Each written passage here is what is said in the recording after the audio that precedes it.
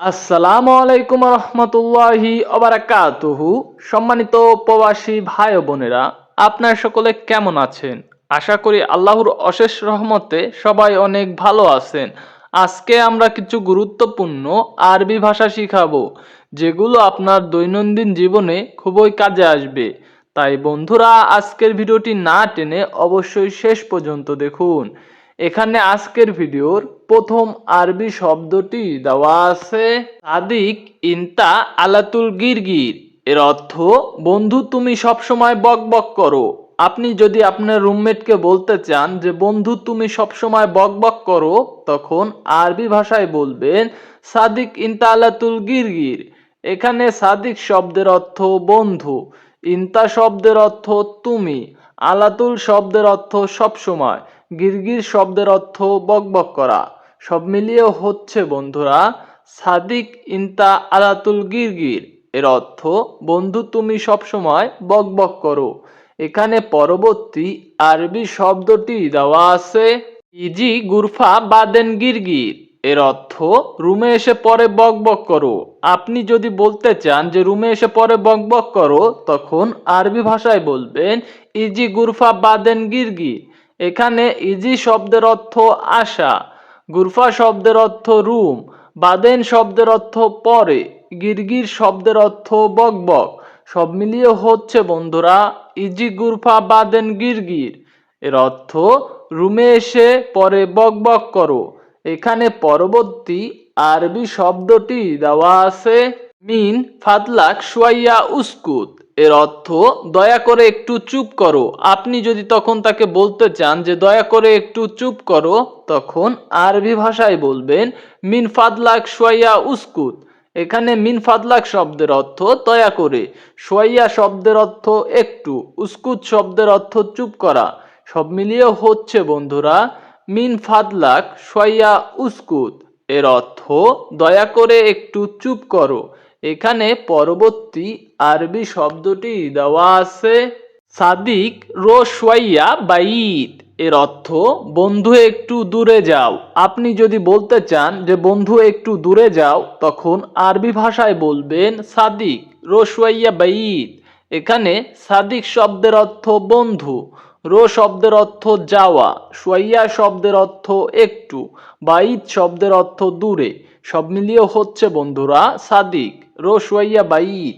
এর অর্থ, বন্ধু একটু দূরে যাও।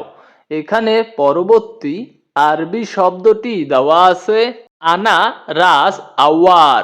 এর অর্থ, আমার মাথা ব্যথা করে। আপনি যদি তখন তাকে বলতে চান যে আমার মাথা ব্যথা করে, তখন আরবি ভাষায় বলবেন আনা রাস আওয়ার। এখানে আনা শব্দের অর্থ আমার, রাস শব্দের অর্থ মাথা, আওয়ার শব্দের অর্থ ব্যথা। সব মিলিয়ে হচ্ছে বন্ধুরা আনা রাজ আওয়ার। এর অর্থ, আমার মাথা ব্যথা করে। এখানে পরবর্তী আরবি শব্দটি দেওয়া আছে আনা আবগা নুম আলহিন। এর অর্থ, আমার এখন ঘুমানো দরকার। আপনি যদি আপনার বন্ধুকে বলতে চান যে আমার এখন ঘুমানো দরকার, তখন আরবি ভাষায় বলবেন আনা আবগা নুম আলহিন। এখানে আনা শব্দের অর্থ আমার, আবগা শব্দের অর্থ দরকার, নুম শব্দের অর্থ ঘুমানো, আলহিন শব্দের অর্থ এখন। সব মিলিয়ে হচ্ছে বন্ধুরা আনা আবগা নুম আলহিন। এর অর্থ, আমার এখন ঘুমানো দরকার। এখানে পরবর্তী আরবি শব্দটি দেওয়া আছে আনা সৌই সুগোল। এর অর্থ, আমি কাজ করছি। আপনি যদি আপনার বন্ধুকে বলতে চান যে আমি কাজ করছি, তখন আরবি ভাষায় বলবেন আনা সৌই সুগোল। এখানে আনা শব্দের অর্থ আমি, সৌই শব্দের অর্থ করা, সুগোল শব্দের অর্থ কাজ। সব মিলিয়ে হচ্ছে বন্ধুরা আনা সৌই সুগোল। এর অর্থ, আমি কাজ করছি। এখানে পরবর্তী আরবি শব্দটি দেওয়া আছে আনা জিয়াদা তাবান। এর অর্থ, আমি অনেক ক্লান্ত। আপনি যদি তার কাছে বলতে চান যে আমি অনেক ক্লান্ত, তখন আরবি ভাষায় বলবেন আনা জিয়াদা তাবান। এখানে আনা শব্দের অর্থ আমি, জিয়াদা শব্দের অর্থ অনেক, তাবান শব্দের অর্থ ক্লান্ত। সব মিলিয়ে হচ্ছে বন্ধুরা আনা জিয়াদা তাবান। এর অর্থ, আমি অনেক ক্লান্ত। এখানে পরবর্তী আরবি শব্দটি দেওয়া আছে আনা কেফ নুম।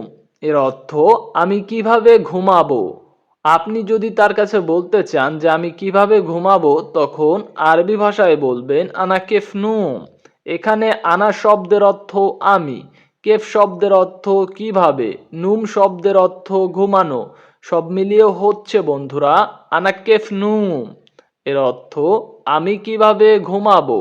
এখানে পরবর্তী আরবি শব্দটি দেওয়া আছে ইনতা কালাম হেনা। এর অর্থ তুমি এখানে কথা বললে। আপনি যদি বলতে চান যে তুমি এখানে কথা বললে, তখন আরবি ভাষায় বলবেন ইনতা কালাম হেনা। এখানে ইনতা শব্দের অর্থ তুমি, কালাম শব্দের অর্থ কথা, হেনা শব্দের অর্থ এখানে, সব মিলিয়ে হচ্ছে বন্ধুরা ইনতা কালাম হেনা। এর অর্থ তুমি এখানে কথা বললে। এখানে পরবর্তী আরবি শব্দটি দেওয়া আছে ইনতা নফর জিয়াদা মুশকিলা। এর অর্থ তুমি লোকটা অনেক সমস্যা। আপনি যদি তখন তাকে বলতে চান যে তুমি লোকটা অনেক সমস্যা, তখন আরবি ভাষায় বলবেন ইনতা নফর জিয়াদা মুশকিলা।